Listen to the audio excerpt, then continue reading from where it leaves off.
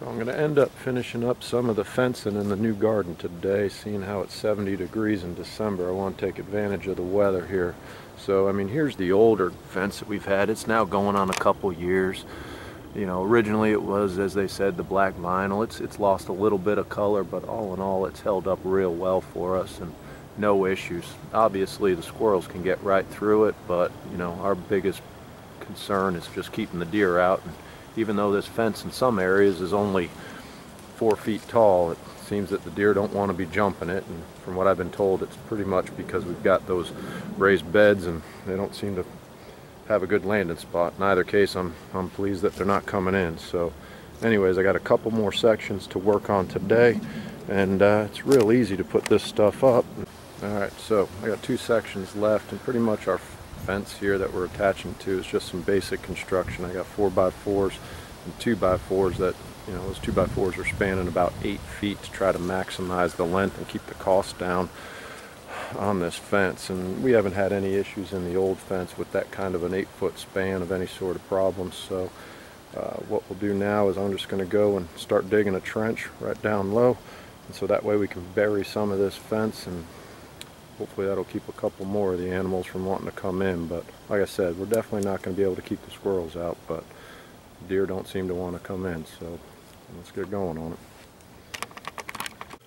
We're going to end up using the same fencing material on the new additional garden that we have on our original garden we did. It seems to have held up real well and done the trick for us. So for what we need, I got to get the 6-foot tall. I know they sell it also 4-foot and 5-foot heights, and this 50-foot roll ran us approximately, I think it was right around $100, but held up nice, does the trick.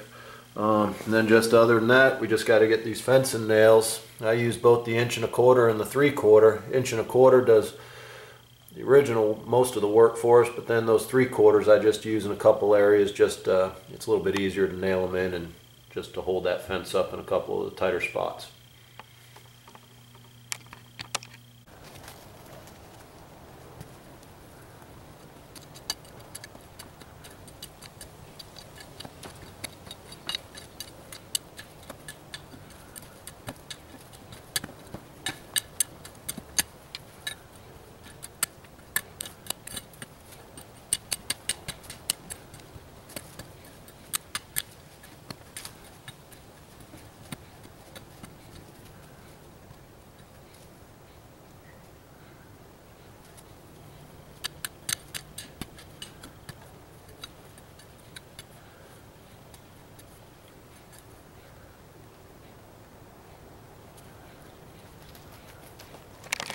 Alright, so we got the trench all dug out.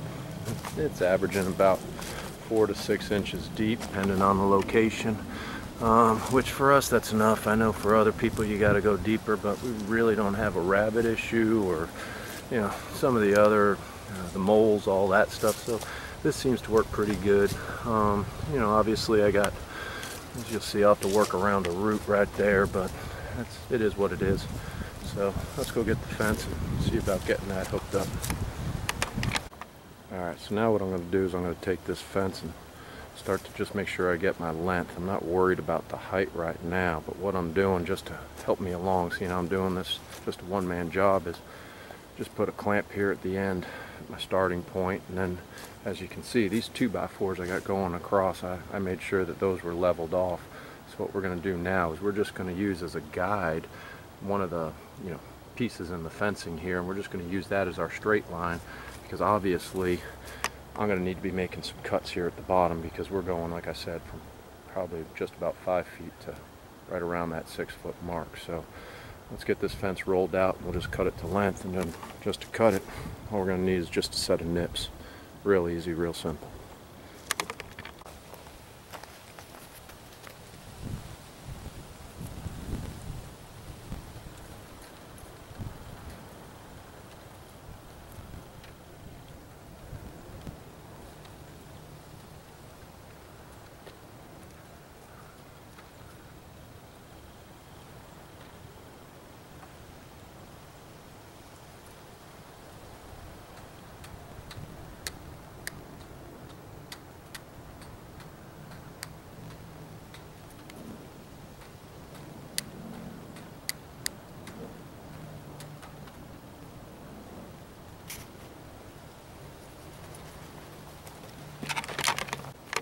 so we got the length cut on this, and so now what we're going to deal with is making sure that we get this thing to the proper height, because as you can see, we're near the ground there, but man, we got to go quite a bit down there, probably another foot or so.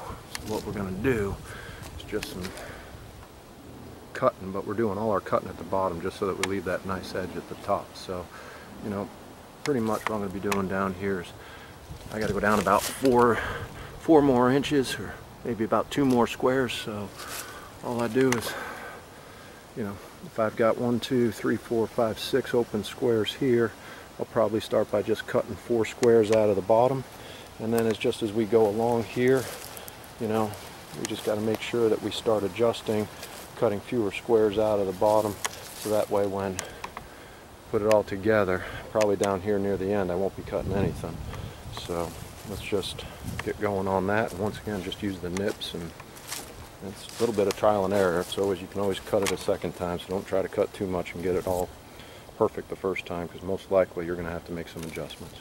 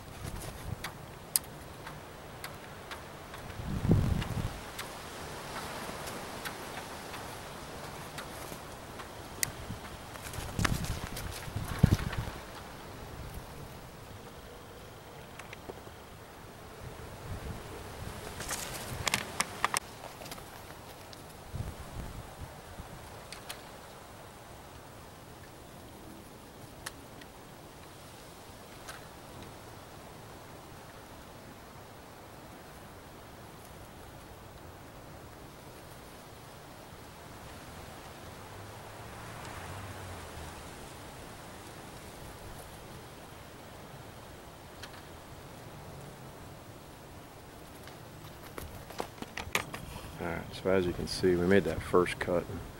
Yeah, we're getting close. We're not there exactly. I still got to take about another 1 inch down there, which not in all spots, but you know, some of it's touching the ground, so I have to take a little bit out, and then, you know, we seem to be creeping up here a little bit, so all we got to do is just make a couple of tweaks, and looks like after this one we should be able to start nailing it up.